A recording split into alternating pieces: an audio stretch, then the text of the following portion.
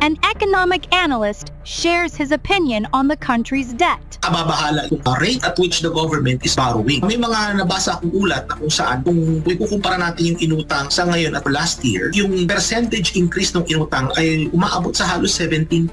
O kumbaga, umutang tayo, yung paglago ng pag-utang is 17%. Dun sa mga ibang programa ng gobyerno, kagaya yung nabanggit mo kanina, yung AKAP at iba pang mga ayuda, nakita natin na na-retain sila. So, ibig sabihin nito is makita natin na itong paggastos ng ating gobyerno, unfortunately, medyo hindi siya prudent kasi nga napupunta yung paggastos sa mga activities na kung saan hindi ganun kalaki ang balik sa ating ekonomiya. Yung pangungutang, hindi yan libre. The government has to pay interest for those loans. No? Kumbaga hindi yan free money. And at the end of the day, ang magbabayad niyan ay yung mga taong bayan. Babayaran niya ng interest at babayaran niya hindi lang ng mga Pilipino sa kasalukuyan, kundi babayaran niya ng mga Pilipino sa hinaharap. Kumbaga umuutang tayo sa mga future generations of Filipinos.